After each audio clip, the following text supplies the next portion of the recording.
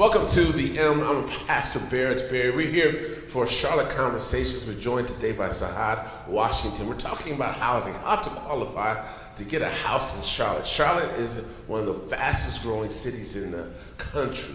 Yeah, in the whole country. I think we ranked 17th in population. Less than 30 years ago, there were about 250,000 people in the city of Charlotte. Today, we're tilting towards 1 million people just in the city proper.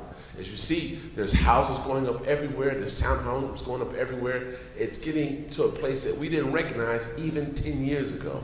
I lived in Steel Creek on Lake Wiley, and 15 years ago, it was a dirt road to my house, a dirt road. Now today, there's a mall and shopping and just every imaginable thing. When I first moved here less than 7 years ago, there was only a McDonald's and a gas station where I live in Barrett area. Now there's a whole town. So things are changing. And so we're challenged now. How do we compete and qualify for housing? So we want to share with you today here, Charlotte Conversations, and I'll let her tell a little bit who she is. Sahaad, who are you? My name is Sahaad Washington. I'm a licensed mortgage loan originator and a home buyer advocate.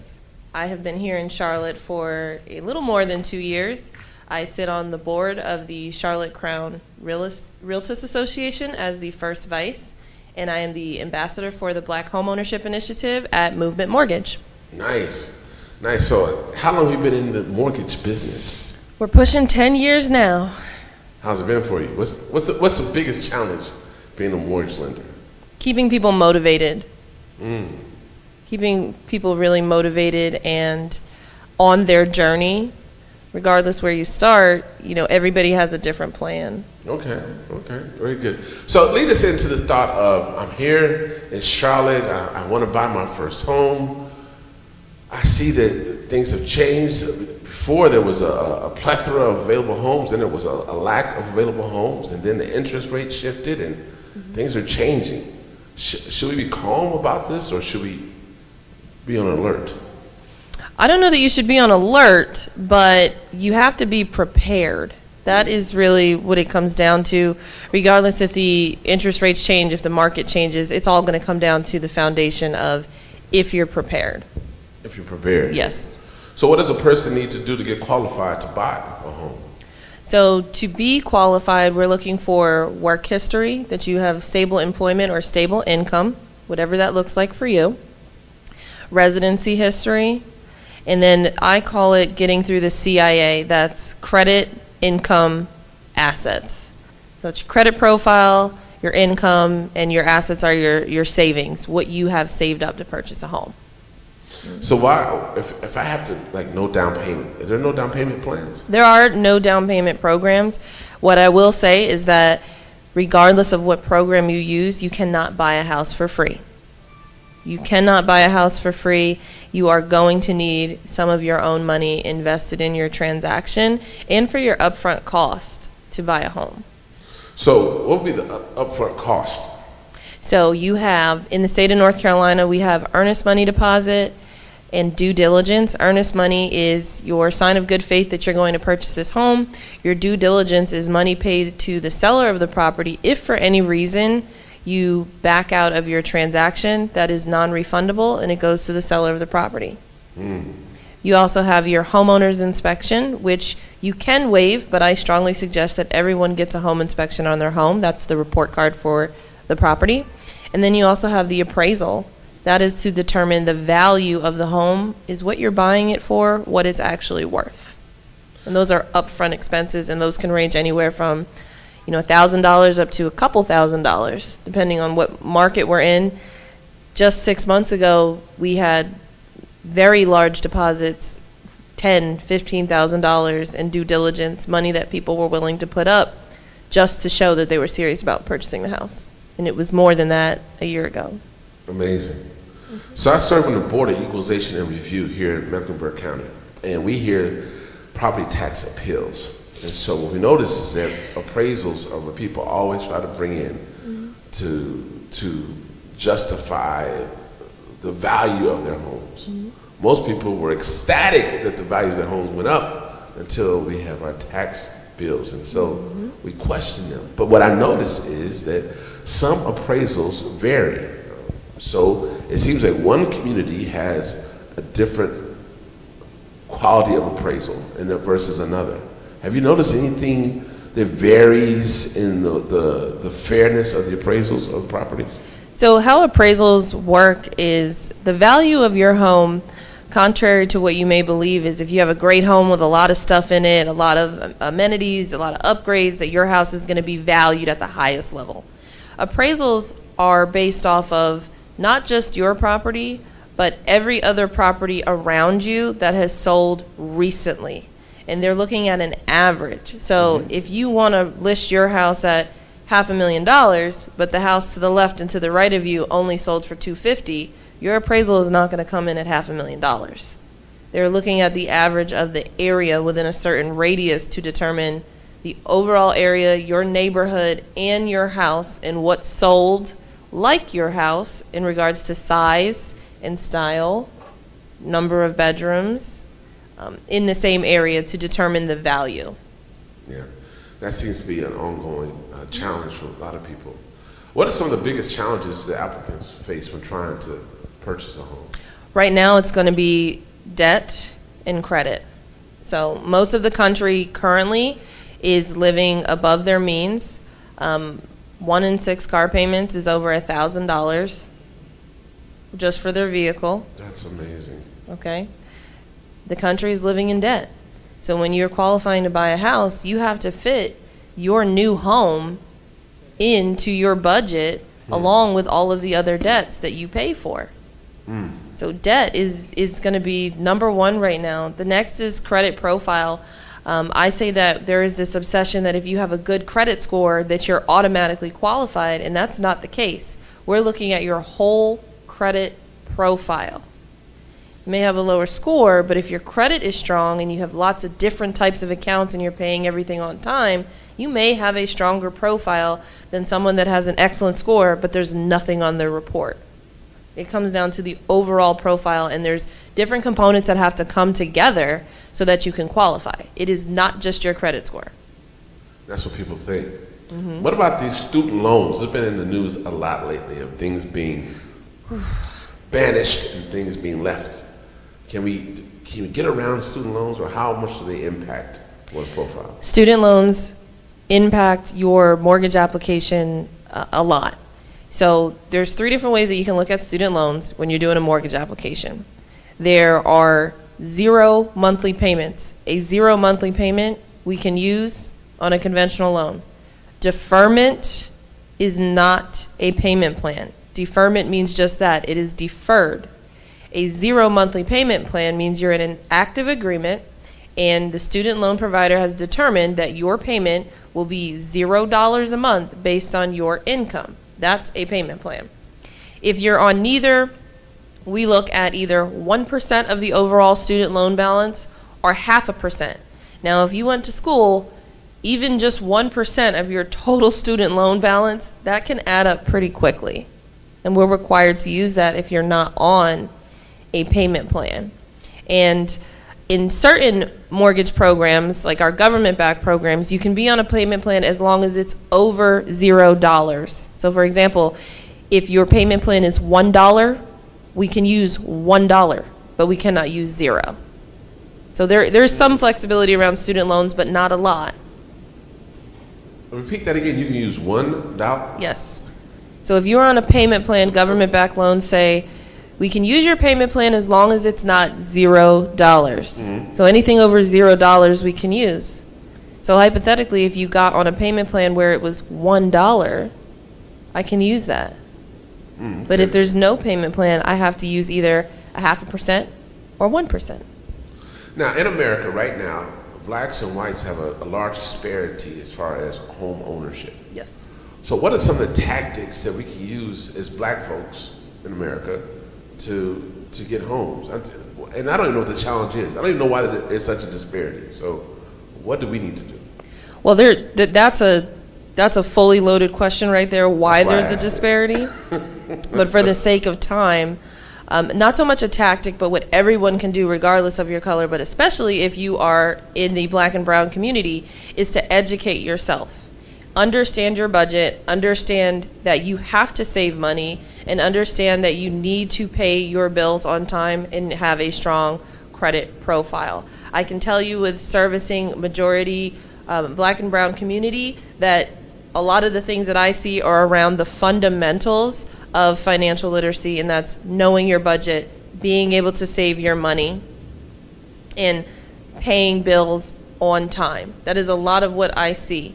Now, in regards to the wealth gap, you see other communities when it's time to buy a home, and I'm just going to say this because people need to hear it. Yes. When other communities come to buy a home, I see their entire family, friends, rally around them to put their money together to make sure that this family gets into a home.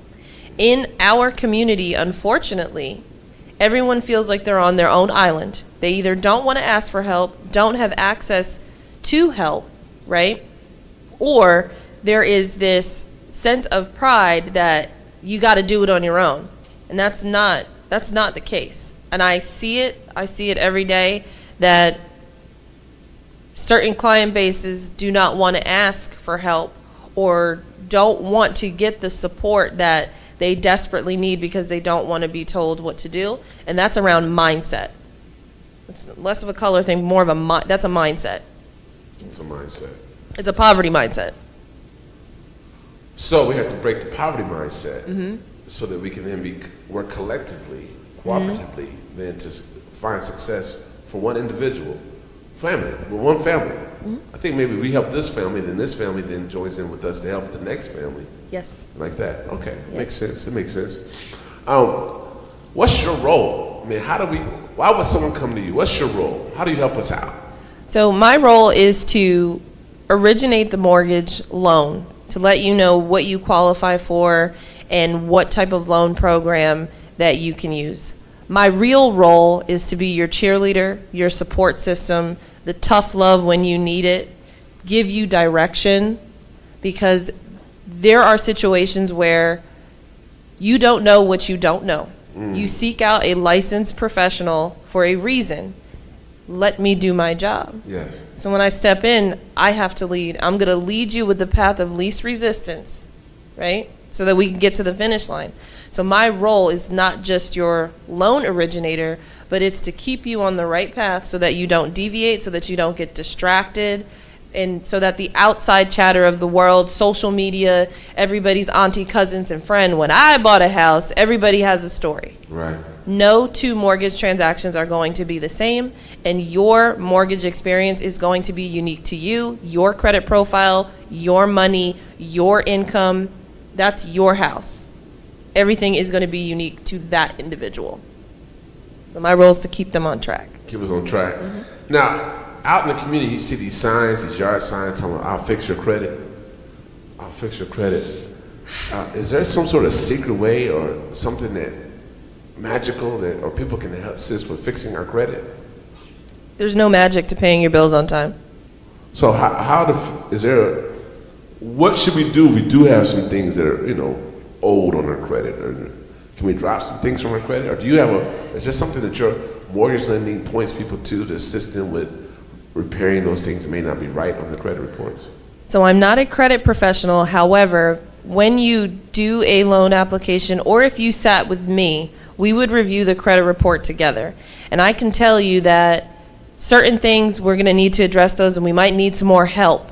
And I can refer you to someone that is accredited and that is professional, that I know works. There may be other things that we don't even have to bother at all because they're very old, they're minimal, medical payments. There's certain things that you just don't have to touch. You do not have to have perfect credit to get a mortgage. What I can see on a credit report is if your credit is in a poor position because of old items, those are usually an easier fix. If your credit is in a poor position because you notoriously pay your bills late, that's a you fix. I can't make you pay your bills on time. Right. And credit is like trust. It's quick to break, and it takes a long time to recover. So that's how I look at the credit report, and also it's the blueprint of your life. I may not know you, but if I look at your credit report, I can see how you operate. I may be able to say what happened here in 2015, what was going on, because you were doing well and then all of a sudden you started paying your bills late. Credit tells a story, and there is no easy fix, but you can write the next chapter with some help and some support, and we get you back on track. And if you do need a credit professional to send letters on your behalf, to argue with collection companies, credit companies to help you, all of this information is accessible. You could essentially do it yourself, but it's time consuming and you need to be repetitive. That's what you hire a professional for. That's good stuff. So I want to get my first home. I haven't done it before. My family hasn't owned a home before. So that type of person, where do we start by purchasing a home? If you do nothing else, start saving money. If you do nothing else, just start saving money in the bank, not in a shoebox, not under a mattress. In the bank. Just start saving. The next thing would be to sit down with yourself, print out a copy of your bank statement, and start looking at where you spend your money so that you can understand your budget.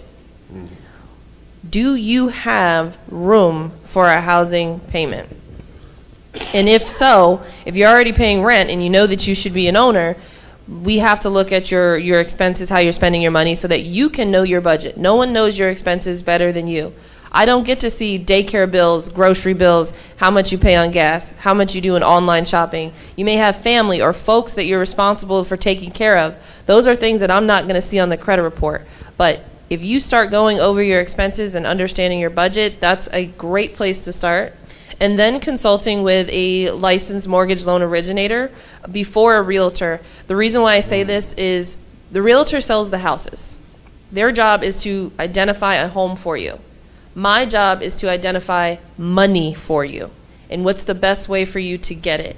And if we know your budget and your finances, that makes it easier for you to understand what you're going to qualify for and what you can truly afford. Because if you tell me I can't pay more than $2,000 a month, I am not giving you a pre-approval for $500,000 even if you qualify for it, because you just told me you can only really afford $2,000 a month. So that's what you're coming with, prepared. I have my pre-approval. I know my budget. I know what I can afford based on the review that I did with my loan officer. Now I'm ready to hire a real estate professional. What's the average mortgage right now? Do you know in Charlotte? Ballpark? Well, the average purchase price for a home in Charlotte, Mecklenburg County is $424,000. That's the average purchase price. With a minimum down payment, and we'll just say 6% interest rate because that's the lower side right now, that monthly payment, just the principal and interest, is $2,548.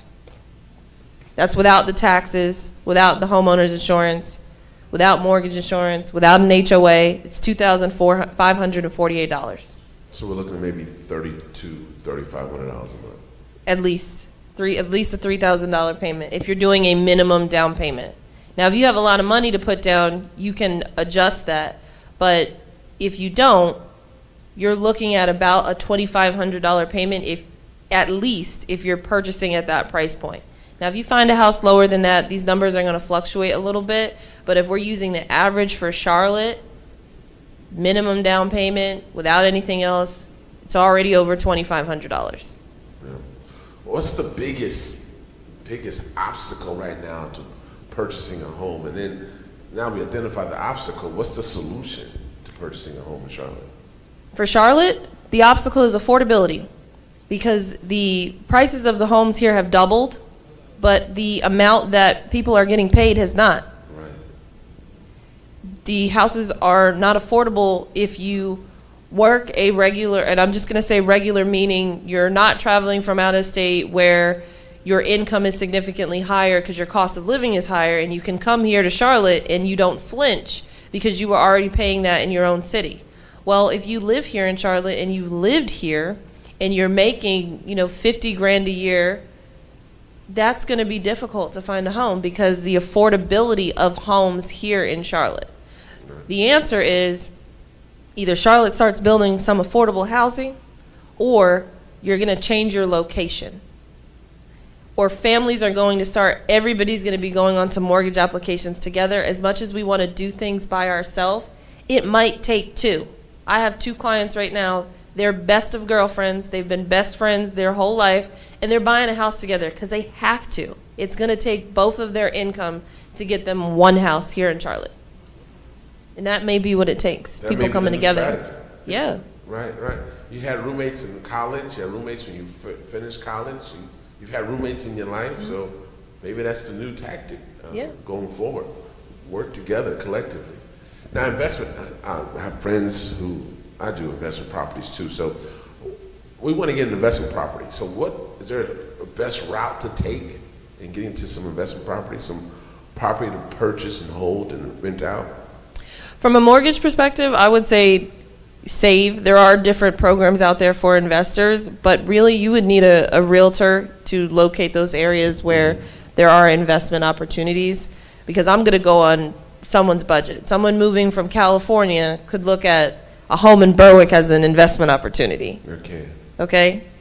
If someone is looking for, I'm not looking to spend more than $50,000 and I want to obtain an investment property, that's not going to be in Berwick. So you would need a realtor to determine the areas. Has there been an uptick in foreclosures in this season? Not here in Charlotte, and Charlotte's market is very different than the rest of the country because it's so popular right now.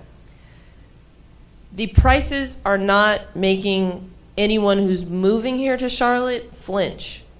So those that have purchased their homes are staying in their homes. There's not a lot of families trying to get out of their home or trying to sell quick, because Charlotte is booming, not just in the housing market, but also in the business market. There's jobs here. So as the city continues to grow and real estate continues to grow here, I don't foresee a huge foreclosure boom happening here in Charlotte. Yeah. Okay. Well, that's good. I don't see it. Well, that's good to know. That's good to know. What's the biggest conception people have about buying a home in general? That their process is going to be like someone else's process. Or, well, my mom said, or my aunt said, or my brother said, whoever the peanut gallery is, right? Whoever it is. Everybody's always got something to say when you're going to do your process. But thinking that your process is going to be the same as someone else, that's one. And paying attention to everything that you see on the internet with house hacking. Please, some of these house hacks will put you right in jail, okay? Because a lot of them are not house hacks at all. They're illegal. So that's a misconception, that you're going to house hack your way into home ownership, or that you need 20% down and you need A1 credit and you need a whole bunch of money in the bank. No, you don't. You really don't. No. You don't. Anybody have any questions out there? I see some heads. So while they do that, give us some insight in what neighborhood is popular right now, Charlotte? All of them. Okay. All of them. All of them. Is there there's not a secret neighborhood that nobody's paying attention to? No. Okay, well, I tried that one. No? All right, I saw a hand. Who had a hand? I'll start here and I'll come to you. Hey, good morning. Thank you for your presentation.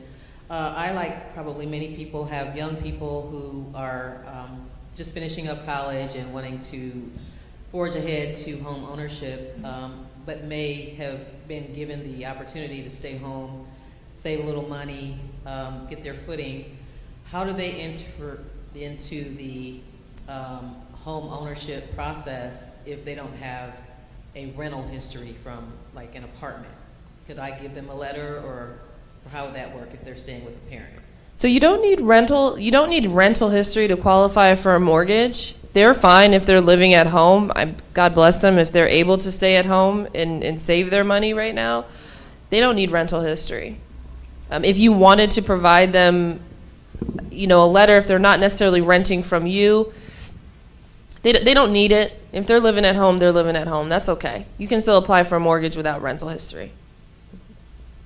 Very good. It's a question. You have a question? Hey, Sahaad, thank you for joining us today. I was wondering, as a first-time home buyer, are there programs that are available to assist with that first-time home buying process? Yes, lots of them. Lots of them. And each down payment assistance program or first-time home buyer program they're all going to come with their own set of requirements, whether they're directly through the financial institution that you apply with. They may have their own. There's also the county offers a program and the state as well. So there's going to be multiple programs that are available to you as a first-time home buyer. And as a second-time home buyer, you can still get down payment assistance if you are a second-time home buyer. And I want to say that to the camera. You can get down payment assistance if you are a second-time home buyer. Now, what about these programs that I saw a flyer for? If you live here for 5 years, I think we help you with your down payment, but you have to live there for 5 years. Is that a real program? Yes, and it's 15 years. So those are called soft seconds in mortgage world, meaning you don't feel them or see them, but they're there. So you're borrowing money from an entity. They're not going to make you make any payments on it. But if you live here a certain amount of time, we will forgive the money that we gave you and you never have to pay it back, as long as you're living in this property as your primary residence. For some people, that's wonderful. They're going to live there a long time. For others, they don't like the idea that if I move or if I make this a rental property so I can go on to my next home, I have to pay back a portion of this money. So there's each program has its own little set of requirements, and that's one of them. Thank you so much for your presentation. I came in a little late, you probably covered it, but what's a good amount that you should have in your savings once you go to like the loan officer, or just so they can kind of see like, okay, you're in good standing, like understand the whole budget thing, and then reviewing your statements and everything, but what's like a solid figure that you should have in your savings account? So this is an excellent question, and I actually didn't touch on it. This is how you should save if you're looking to buy a house, with the intent that you're not going to use all of this money. We're going to try to find money for you. But if you save like this, for every $100,000 of house I want to purchase, I should save at least $8,000 to $10,000 of my own money, or I should have access to at least $8,000 to $10,000 of my own money. So if the house is $300,000, you should have access to at least $24,000. Now, the goal is that you do not have to use all that money. We're going to try to find you programs, especially if you're a first-time buyer. But if you save like that, you will be prepared in the saving department to buy a home. 100%, if you save like that.